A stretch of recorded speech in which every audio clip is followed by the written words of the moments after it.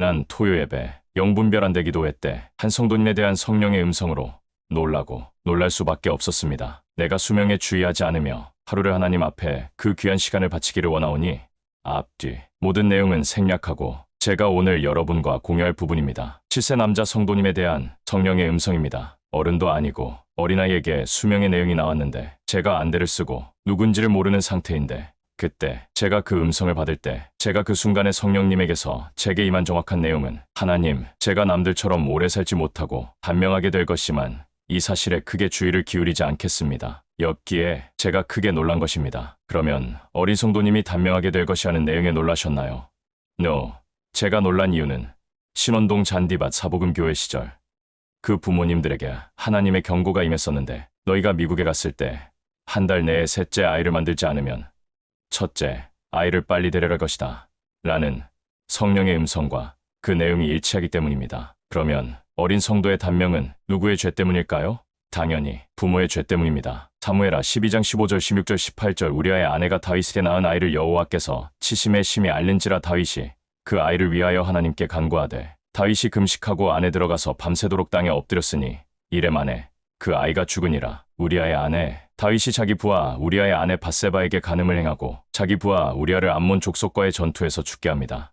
아이 밧세바와 간음죄를 통해 낳은 자녀입니다. 다윗이 금식하고 다윗이 하나님께 그 아이를 살려달라고 금식하며 철야기도 합니다. 죽으니라. 다윗의 기도가 응답되지 않으며 결국 아이가 죽게 됩니다. 하나님께 특별한 사랑을 받으며 천국에 들어갈 뿐만 아니라 수많은 영혼들을 천국으로 인도한 다윗에 대하여도 하나님의 공의의 심판은 철회되지 않았는데 죄를 통해 얻어진 자녀의 죽음입니다. 요나서 4장 11절 하물며 이 큰 성읍 니느웨에는 좌우를 분별하지 못하는 자가 12만 명이요 가축도 많이 있나니 내가 어찌 아끼지 아니하겠느냐. 이 큰 성읍 니느웨 요나 선지자가 하나님께서부터 니느웨로 가서 40일 안에 성이 무너질 것이다라고 선포하라는 명령을 받고 하루 동안 니느웨 성읍을 한 바퀴 돌며 하나님께 받은 심판의 말씀을 전파하자 니느웨 성의 왕과 신하들과 백성들이 금식하면서 하나님께 죄를 뉘우치게 됩니다. 그때 하나님께서 니느웨 성의 무너짐을 철회하십니다. 성경에 이렇게 하나님의 심판의 말씀이 선포되었을 때 그 말씀을 받은 자들이 회개하였을 때 심판이 내리지 않는 경우가 22번이나 기록되어 있습니다. 문제는 심판을 선포한 선지자 입장에서 그 심판이 이루어지지 않음을 통하여 심판이 선포된 자들에게 비난을 받게 되고 불신임을 받아 더 이상 사역에 큰 지장이 초래되기에 요나는 마음이 크게 상할 수밖에 없던 것입니다. 이때 니느웨 성의 무너짐의 죄는 당연히 어른들의 죄 때문입니다. 그런데 니느웨 성에 무너진다면 무고한 자들이 죽게 되는데 좌우를 분별하지 못하는 자가 12만 명이요. 여기서 좌우를 분별하지 못하는 자는 어린아이들로서 통상 7세부터 12살이하를 의미합니다. 가축도 많이 있나니